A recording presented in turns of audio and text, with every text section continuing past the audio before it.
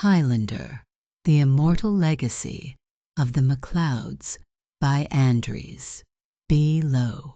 Screaming, howling, fervently, blood on ancient stones, echoes of a warrior's cry. Bones beneath the throne, castles shrouded in mist, ghosts of battles past, legacy carved in granite, legends built to last. Burning eyes in the night, neath eternal light. Shadows dance with the flame. Highland scream their name. Steel clashing in the dark, warriors rise and fall. Echoes in the cold wind, answering the call. Ancestors whisper low, secrets lost in time. History. Episode 9. Highland's Reckoning. The note Jacob left at the warehouse was simple. Meet me where my father was born, where it all began for the MacLeods. Jupiter would understand. Glenfinnan, the heart of the Highland lands that had birthed both Duncan and Connor MacLeod. Dawn painted the hills in shades of gold and crimson as Jacob stood on the ancient ground, his father's katana gleaming in the early light. Methos and Cassandra maintained their distance, standing like ancient sentinels among the weathered stones that had witnessed centuries of Highland history. The rumble of Jupiter's motorcycle shattered the morning silence. He dismounted with fluid grace, his English broadsword already drawn. Poetic. He called out, gesturing to the misty hills. Bringing it all back home, though I expected the warehouse, where your father's mercy proved his greatest weakness. My father's mercy wasn't weakness. Jacob replied, raising his blade. It was his strength, something you never understood. Jupiter's laugh echoed across the hills. And look where that strength led him, to mortality, to death, to leaving his son to face his battles. He moved forward, blade cutting lazy arcs through the morning air. But enough talk. Let's finish what began centuries ago. The clash of steel against steel rang out across the Highland Valley. Jacob fought with everything his father had taught him. Every technique, every strategy, every lesson earned through centuries of combat. But Jupiter was powerful, his skills honed by hatred and centuries of relentless pursuit of power. Gradually, Jupiter began to press his advantage. A cut here, a slice there, small wounds that began to take their toll. Jacob stumbled, his blade wavering, and Jupiter's cruel smile widened. Like father, like son. He taunted.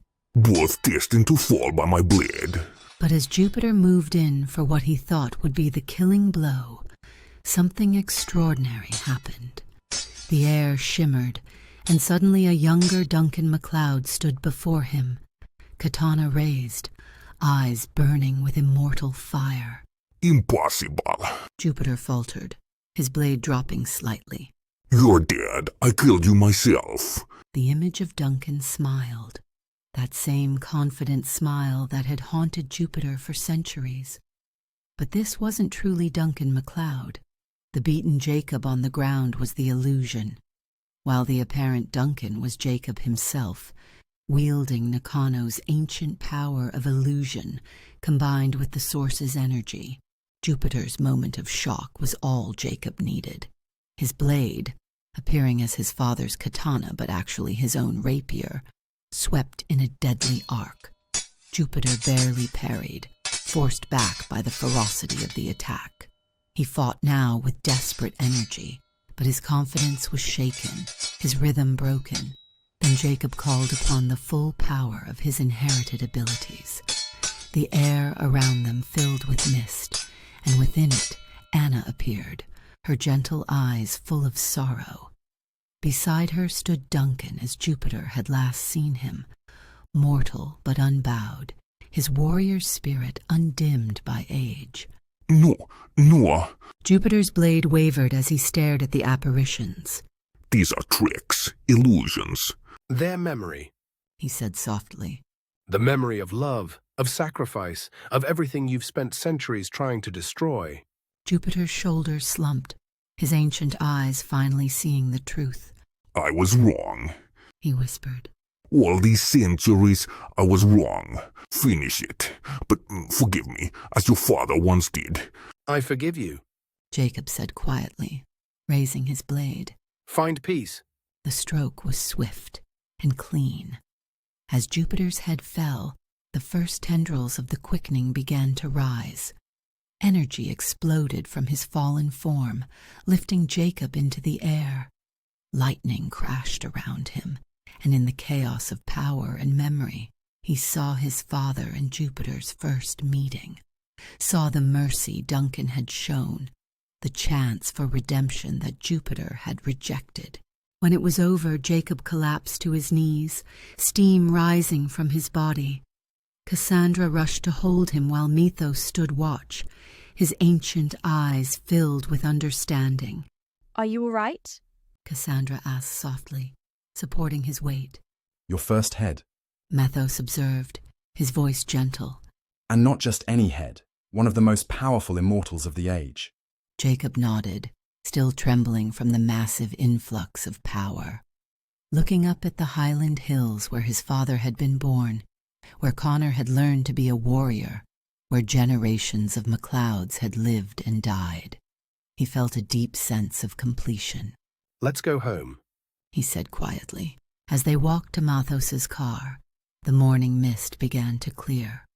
Behind them, the Highland sun broke fully through the clouds, casting long shadows across the ancient land that had witnessed the end of one chapter in the eternal game and the beginning of another. Jacob MacLeod had proven himself worthy of his father's legacy, not just through strength of arms, but through the wisdom to use all his gifts and the compassion to offer forgiveness, even at the moment of victory. In this, he was truly his father's son.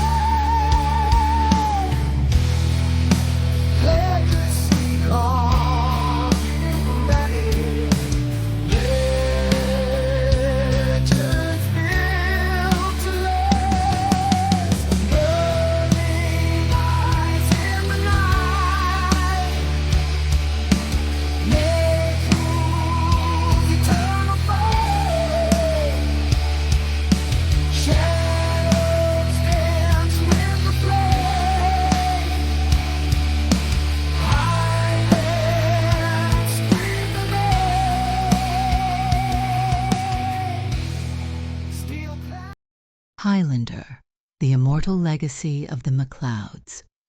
Video and voice done with Infinity AI. Research done using Claude AI.